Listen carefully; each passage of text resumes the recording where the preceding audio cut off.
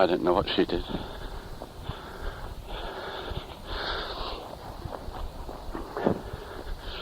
It was their second day out. They'd come from Cahors yesterday, but along a different route.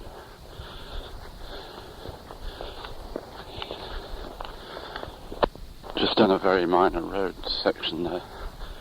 I seem to have reached the top of the climb, which has taken over half an hour. Now passing down into mixed woodland again.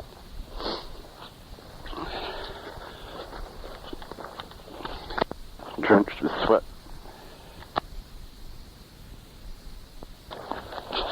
It's like the day I left Le Puy last year, at much the same time. I don't think it cleared all morning that day. And the questionnaire that I filled in about the randonneur, one of the questions was, do you think the topo guides are too expensive? And I said yes. In London I had to pay 700 francs for mine. What of course I meant was 70 francs, which is bad enough, 7 quid. But they're going to think that the British scale of values is absolutely, totally zany at 70 quid.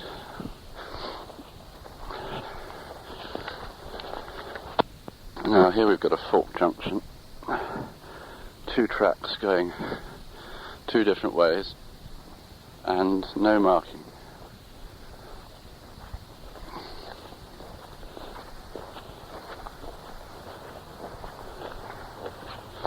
Oh yes, there is actually. It's very faint. It's almost worn.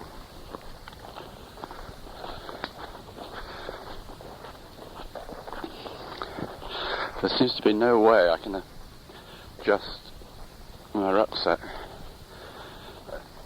to avoid having the right hand shoulder strap biting into my shoulder just above the collarbone when I've got any kind of weight on. I've tried all sorts of combinations of adjustment and nothing seems to work. I have the feeling but when I do the belt up, which is excellent in its way, and it certainly takes a lot of load, but it slews the pack across to one side in such a way that it's canted slightly unevenly.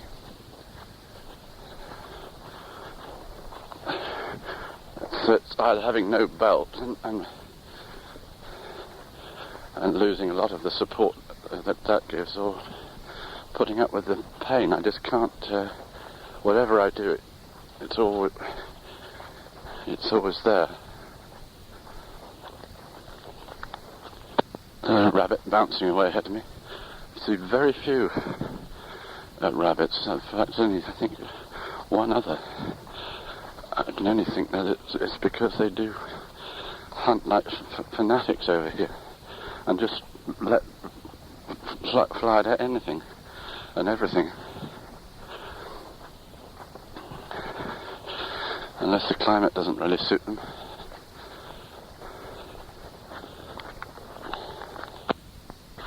Maybe they don't see any human beings. This rabbit's just sitting there watching me. Don't think he's got myxomatosis. Strange. Perhaps it's a pet rabbit. Just moving through a fairly ramshackle farmyard with an extremely modern house beside it, which is obviously the farm. And the contrast is quite something.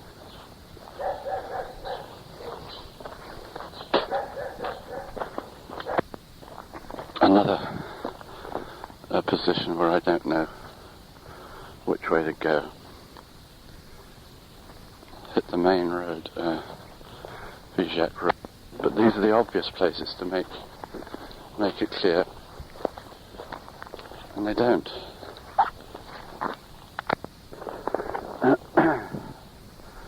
Well, I very nearly did take the wrong turning there, but can I complain? I mean, should I expect to be led around by the hand, as if by a nanny, without even looking at my maps? One gets too dependent probably on these signs, but so many of them are small local paths that I think it would be impossible to actually map read your way around, or you need a series of very large scale maps.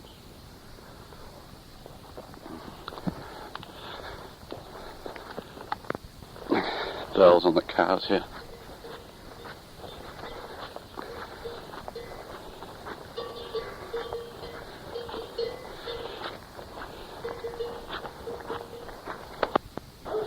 Another small farmyard.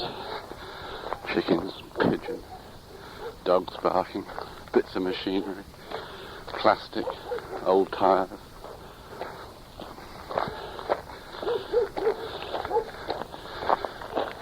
And the farmer's wife to wish me good morning. Which it is, it's not bad walking in this stuff, it's cool.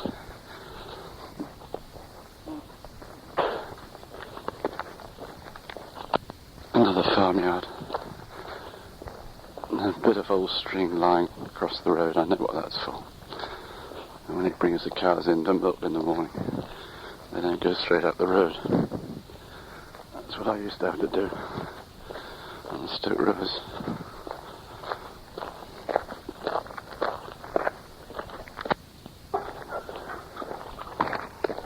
We've got turkeys here, a few chickens, an old dog, and the mists are beginning to lift, unless I'm coming out above them, but there's a patch of blue appeared in the sky, and it's got lighter, and the sun is around, all very white, blurred disk, not yet hot though. I shouldn't be far away now from Montredon, where it'll probably be time to take off my jacket. Have a break. Didn't sleep very well last night. The village church clock had a bell which would sounded at the crack of doom. It was that loud. And on the hour, there seems to be a common feature. As I asked the French boy, on the hour, they strike the hour twice with an interval of 3 minutes. So at 12 o'clock you get 2 lots of 12. And when a thing is crashing literally above your head, there's not much chance of staying asleep. But in fact, I for some reason wasn't sleeping anyway. Although I did eventually. I'm glad to say.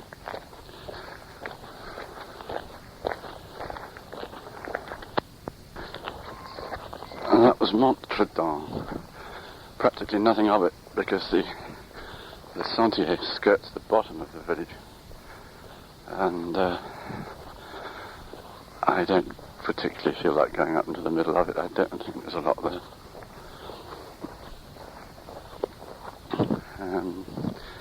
And that's the 6 hardest kilometres of the day under my belt before 10 o'clock, which is satisfying, and it's been good walking. Not only that, it shows the benefits of an early start, or reasonably early. And I think the next section should be across, more or less across a plateau, The main road to Figeac seems to plunge down into the valley below me. But I think we keep to the uplands and go a bit further, but I think I'd rather do that. And the sun's just beginning to come out now. Let's stop in a moment, have a break. That was a good section. I've even managed to slightly ease the pain in the shoulder with the strap problem. Simply by tightening out the other shoulder a couple of notches.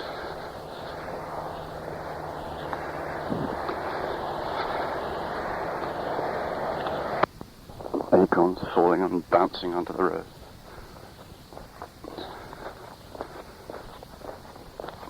Mist and mellow fruitfulness is just the words for this morning, certainly.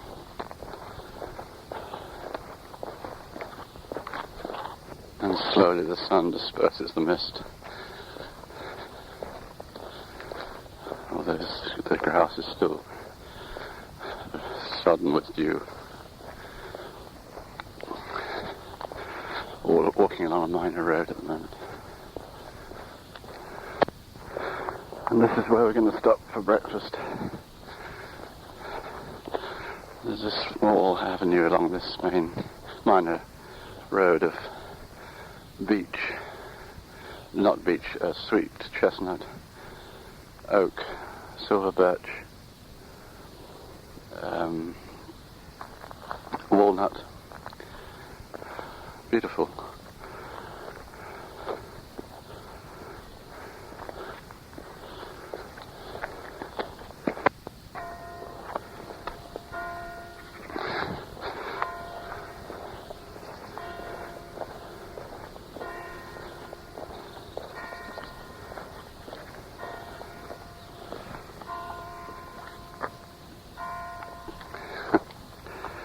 Good timing. This clock's now striking 10 and I'm looking back now at Montredon. Oh, the little bit that I didn't go into, and the church spire is just appearing out of the mist. It's all very ethereal, as if it's floating away there.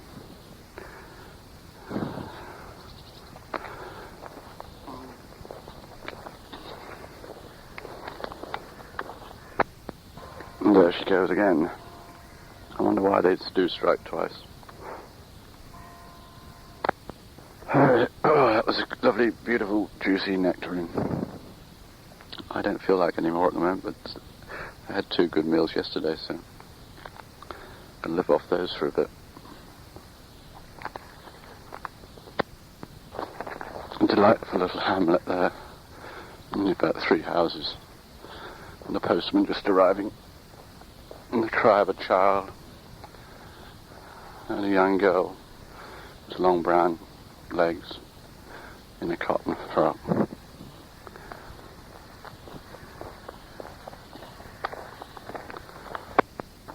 And a windfall pear, which is sweet and quite juicy. Another of those great tall poles there in a farmyard, a small farmyard, but rather sort of tidier, where a spaniel was sitting surrounded by ducks, mallard and teal.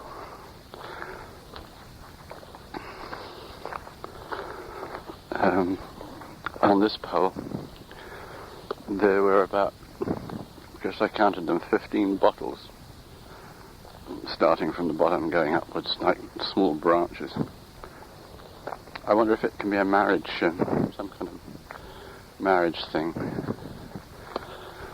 And the poles are erected when people get married. And in this case, each anniversary has been celebrated by a particular bottle of wine.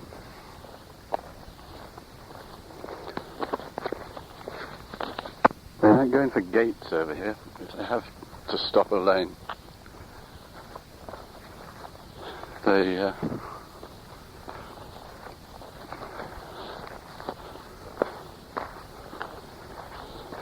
do it with just bits of barbed wire and a pole. Now, 1 minute, we've got a red cross here. What's gone wrong here? And yet this is the way.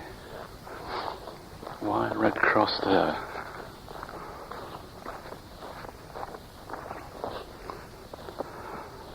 Well, where do we go from here then?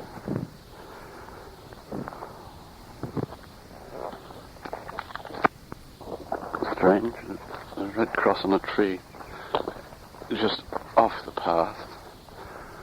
And then further along there's, I think, a reassuring sign. So what that was for, I don't know. This posting around here has been particularly good. But then, since we keep zigzagging along and changing direction along these small tracks and bridleways, it's a good thing it is.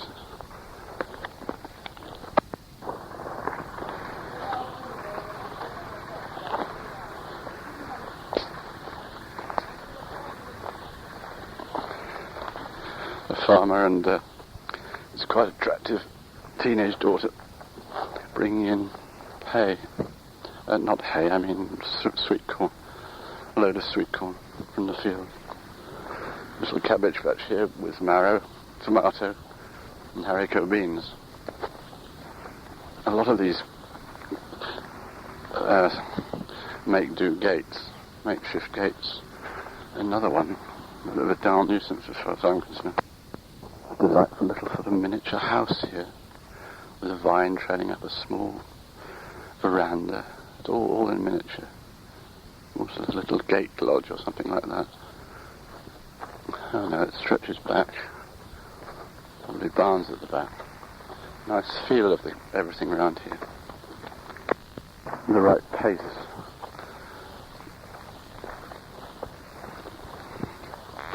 Maybe it's the time of year and beautiful morning, I don't know.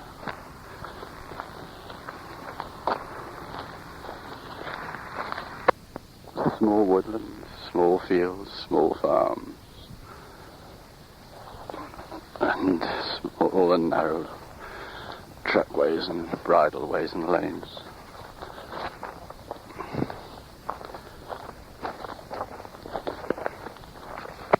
Small chapel here, where the pilgrims, all-time pilgrims cross, and a miniature cemetery to go with it. Well, this is where I could have cheated and taken a shortcut, cut out a section by just keeping straight on. For some reason the GR takes a small circuit round, but since this is such delightful quiet countryside and I'm well in time, I'll follow the waymarks.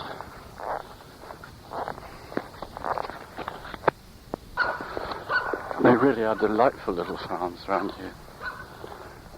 Always with the steps leading up to the first floor, pan-tiled roofs, vines around the veranda that's often at the top of the steps. A small courtyard, perhaps barns leading off. Never a straight line anywhere. And this beautiful sort of nucleus of buildings, always in stone. And probably a vegetable patch on the other side of the lane. Probably sweet corn growing in a field nearby. Walking down out of this particular little hamlet down an avenue of oak. Not huge oak, but tall enough and not keeping an entirely straight line either, but also obviously planted definitely to define this lane. Well, this is the last sign possible you'd have expected here. It actually says, underneath a cross, Aérodrome. Circulation formellement interdite hors de la route. That's extraordinary.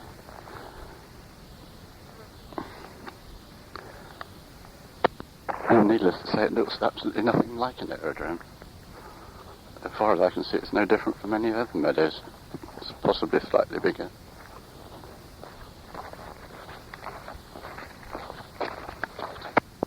Tractor in the middle of the path with the trailer with sweet corn, and here's the farmer. I think he's picking tomatoes.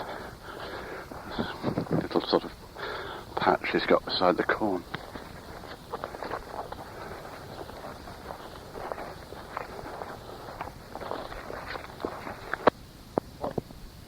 Oh oui, oui, oui. Tout seul. Oui, tout seul aussi. Comme moi. Il avait roulé une cigarette, là, on avait parlé. Ah oui. Et puis, comme vous, là. Oui, oui. Oui. C'est pour ça que vous m'avez parlé, j'ai regardé, j'ai dit, mais... Oui. J'ai trouvé une ressemblance. Oui. Ah, ah. Ça arrive. J'ai rencontré deux jeunes gens hier soir à la Vignac. Et je crois qu'il aussi... Ah, il passe là. oui. Ah, oui, oui. Un peu tard. Mais peut-être. Oui. Ils ont français. Les deux. Ah, ils étaient français. Oui. Il va refaire chaud. Oui. Le soleil se lève. Oui, oui, oui. Oui, oui. Eh bien, Allez. au revoir, monsieur.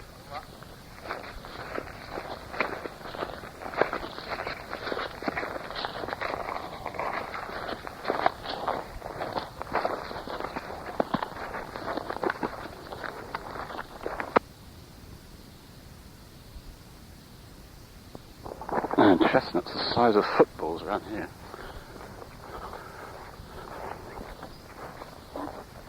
And for some reason, the top part of the tree seems to be dead, and all the action is around the bottom section. Why is that?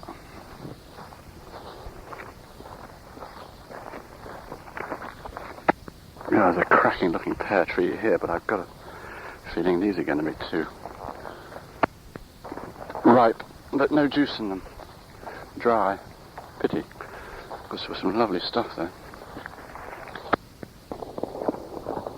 Just come to a crossroads, telly, a tantalising smell of lunch cooking coming from somewhere. This farm on my left, I suppose. I've been walking 3 hours now, more or less non-stop, just that brief breakfast stop. I think I must be not far from Saint Felix.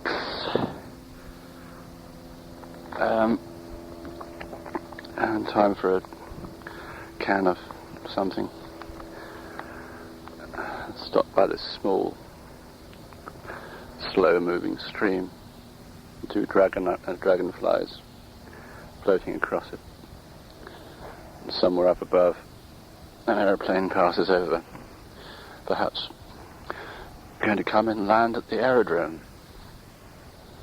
No, I don't think anything's landed there for some time.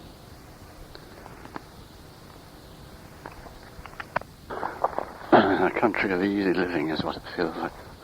Another farm here. A vine growing in the garden, both sides.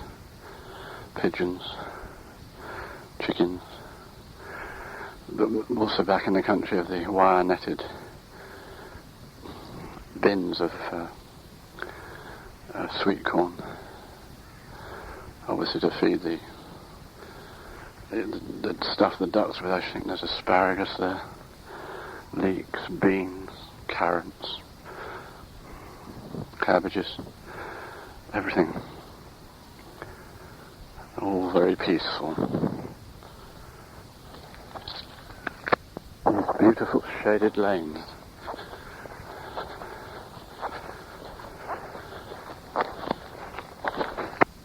Oh, you really have got it sewn up here.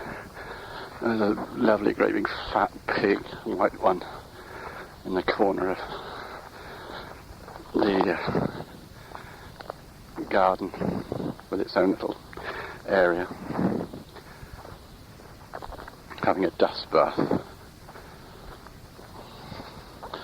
And the farmer stood on his balcony at the top of his flight of steps and told me the right way to go. I don't suppose he'll be doing anything else before lunch now. He's got some milking Frisians here.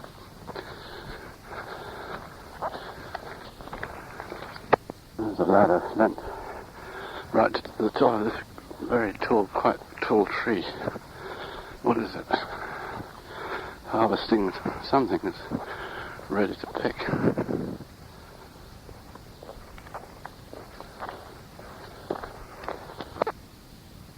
That wasn't San Felix, by the way, back there.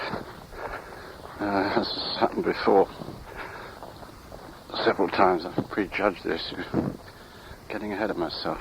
But a short step down this main road, and here we actually do have a sign to San Felix. I think 1 kilometre. It's going to be have been about 4 hours walking. Fairly solid too. We'll see what they say in the book that it should be done in.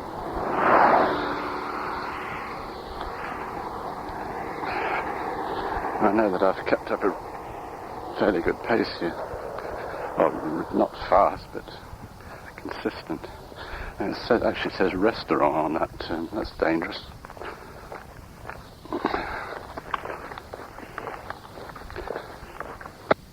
Well, that's a relief. The restaurant isn't open. I'm going to avoid that particular temptation. It's been silly when I bought stuff, especially for a picnic. But there's a certain type of restaurant I've been eating in recently, lunchtime, that's very, very hard to resist. Just as I wanted to stop, have some lunch in the shade, I walked into some area that looks like suburbia. We must be getting near Figeac now. Well, I know we are, but I didn't think it would stretch out as far as this. The commuter country. Now, these modern French suburban sort of buildings have usually the wrought iron balcony, a few potted geraniums, the almost box-like shape of the building itself, tiled with modern tiling, new shuttering, an area of ground that's usually grassed with some shrubs, maybe the odd rose possibly.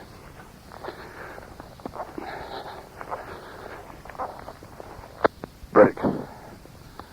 We've got some shade and nothing that looks totally ant infested, and sun. I can put the sleeping bag out and to air beside a small road, but I don't think there's going to be anyone around this time of day. I'm absolutely soaking. It's gone very hot and I've just been going uphill.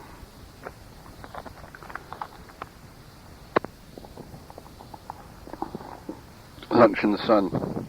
Well, sun if we wanted it. Although I'm sitting in the shade with my shirt off and I've hung it on a barbed wire fence along with my jacket to try and dry off the sweat. And for lunch we've got a couple of small quiche from the patisserie, tomato cut up, and the tomatoes are so good at the moment, they're irresistible. A small tin of button mushrooms which I found are rather good. They're called Champignons de Paris. I mean, where the Paris bit comes in I don't know, but they're very neat little tins to put in a sack and just make a bit of extra. And a bit of garlic chucked in. That's the salad section. and some Côte du Rhône from leftover from last night. Also, I think I've cracked the question of what to do from Figeac onwards. I've just realised that there is an alternative route to Cahors.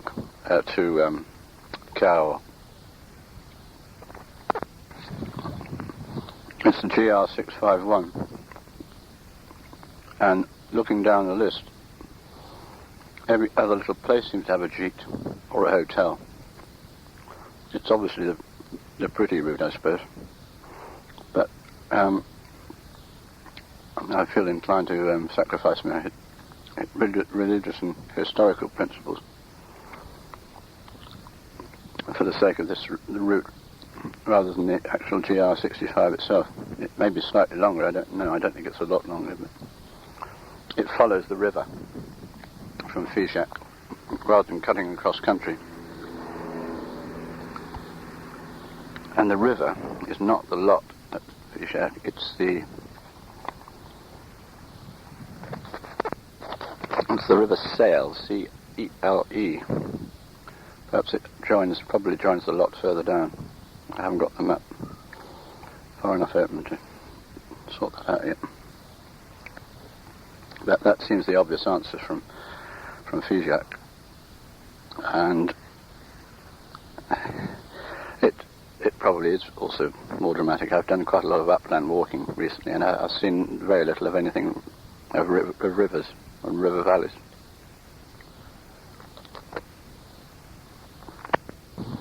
I think I'm probably at the point where I actually start dropping down into Figeac. I'll have to start dropping down soon if Figeac is on a river, because I'm actually pretty high up at the moment.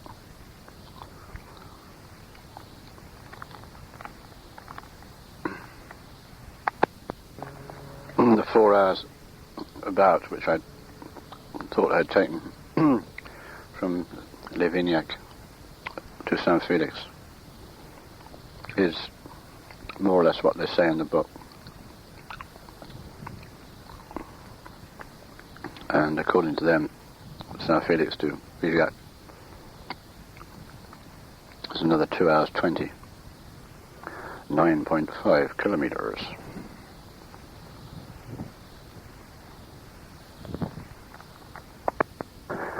Figeac 6 on the milestone.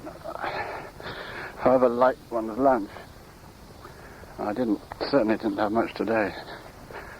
It's always hard the first kilometre or so, getting going. And also, it's when the day is at its hottest, you've lost your rhythm, you've started to your muscles have started to contract.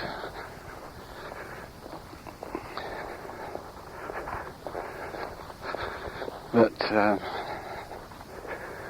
another reason for knocking off the best of the work before the lunchtime break.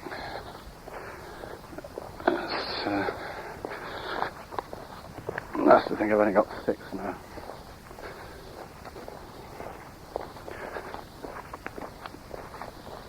And I want to have a look around Figeac, which will give me time, assuming I can find a room within a reasonable space.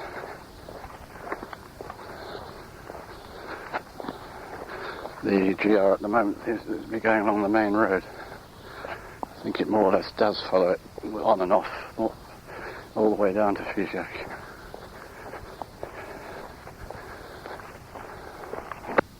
Oh, a sort of manta-like creature here in the path. Green manta-like, who's got his jaws into something or other. Some poor insectivorous bastard. I think it's actually maybe the remains of a moth. But he's just squatting there. He looks remarkably like almost a leaf of grass if you turned him up the wrong way, took off his legs. I wouldn't like to be near clutches.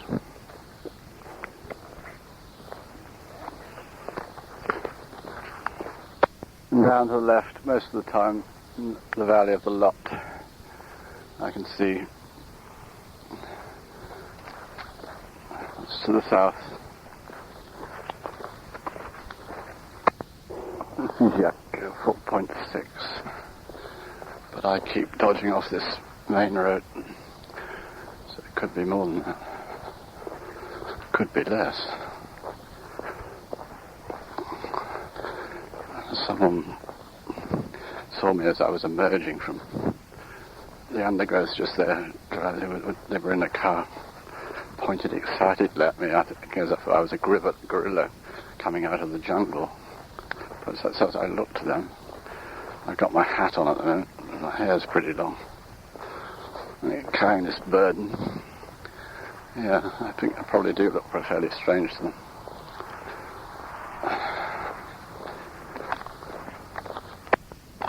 Danger, piège, P-I-E-G-E-S, what are they? And we're now dropping down a very stony, rocky little path. I hope into Figeac. I don't really want to climb up out of this lot. Again, not in this heat.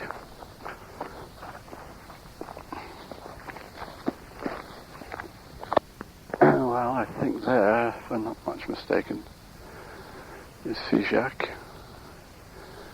We're circling a contour at the moment, and I can see it down through the U of a small valley that I'm at the head of. And dead through on its back, feet in the air, in the middle of this brown red earth of the track.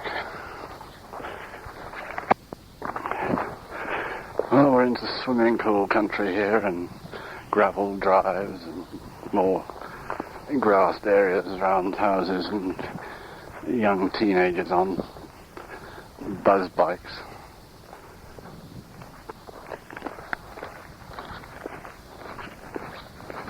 But I think Figeac itself should be all right. I hope so. I'm ploughing a small field here behind his tractor, pulling a tractor in his tractor. God, I'm getting stupid in this sort of afternoon, half-baked manner that you can get into. I just think we might have made the turn down towards Figeac now. I can see it, but it might yet again be one of those interminable, see how long we can make it take to get there kind of efforts. And now I'm being approached by 3, 4 cows along this pretty narrow lane. There certainly isn't room for all of us. In fact, there's a herd of them. Just going off down into the field there.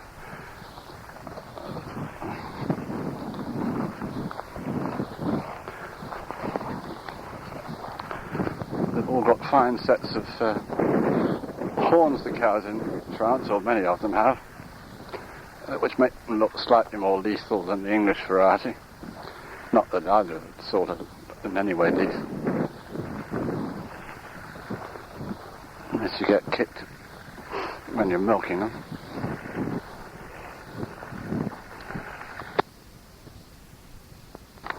And after the cows came a little black mongrel, smooth-head mongrel, who barked at me at first and then couldn't resist making friends. And just as we were paddling up, along came an old man hobbling with a stick in one hand, sun hat on, taking life easy. And we stopped, and he was amused, I think, that I was able to make friends with the dog, I think, well, for one thing, and my general appearance. We had a small conversation, mostly on my side. And there's Figeac down there. This is alright as long as it stays like this. Nothing complicated about this track. Might even stop and have a boisson, I think. This stage.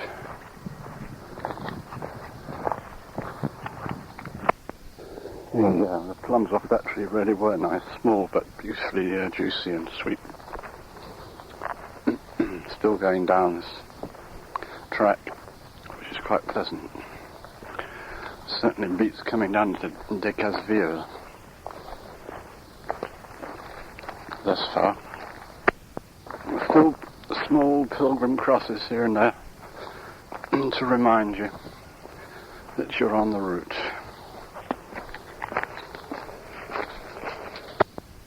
Here we are in Figeac, 3:57, and about to come to the railway line, the railway crossing.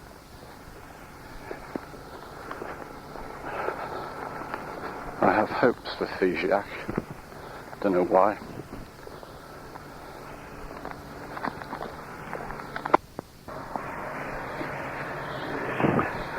Well, I found a great little room in the Hotel de la Croix Blanche, 3e étage, 55 francs, but pay me now sort of job. It's old-fashioned, but not so old-fashioned that I couldn't get a shower, which I've just had, and there's a basin in the room.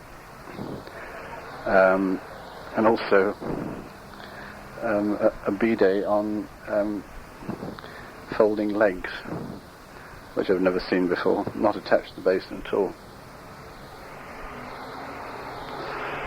None of the floors are straight. There's lino on the old-fashioned lino on the bathroom floor, and paper that's been there for years. Doors papered off, things like that. And I've got a small window at the end of this room of mine, which looks down over over towards the river at the trees, and over a small square outside the Palais de Justice, believe it or not.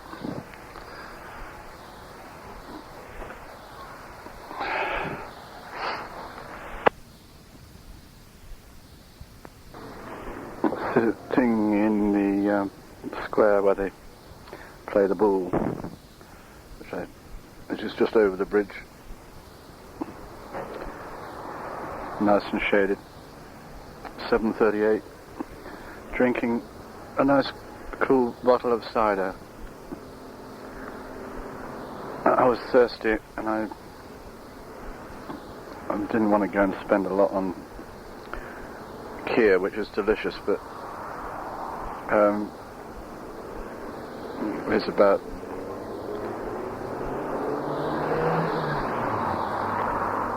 £7 or £8 a throw for a small glass.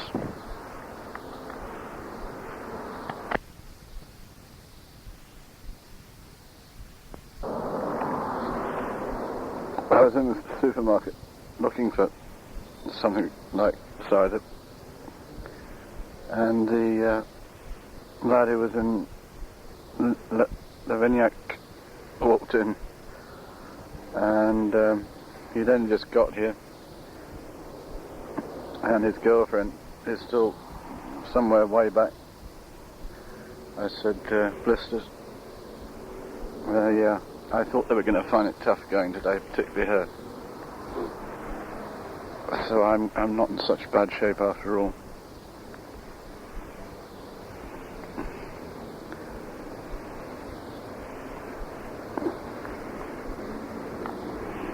And mind you, my back aches tonight. I don't know why.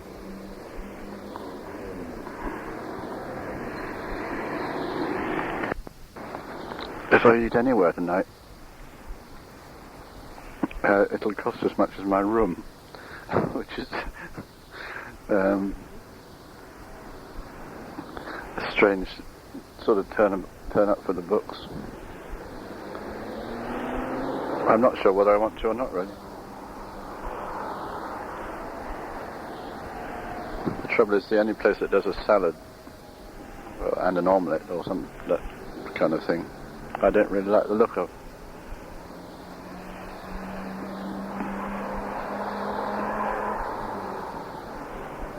The hotel menu itself didn't look bad. They'd got guinea fowl on there.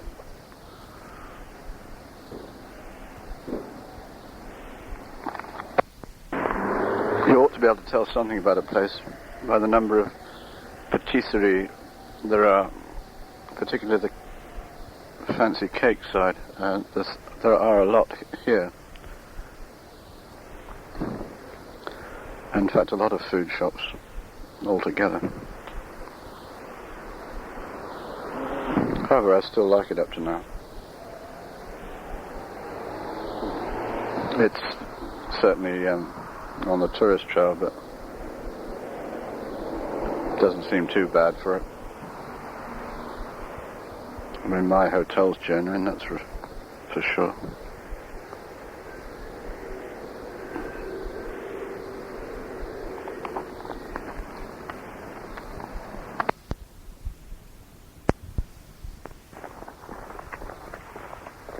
Just after 8:30, and it's Sunday morning, 6th of September, and I'm just walking out of Cabaret.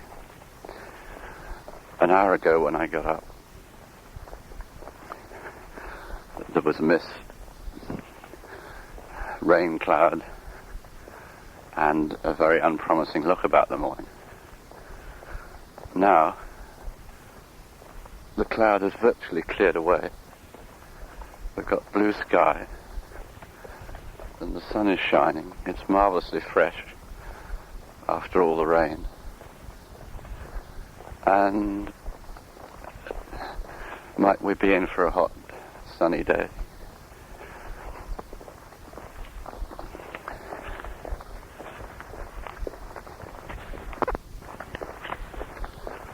Because of this apparently promising look about things, I might change my mind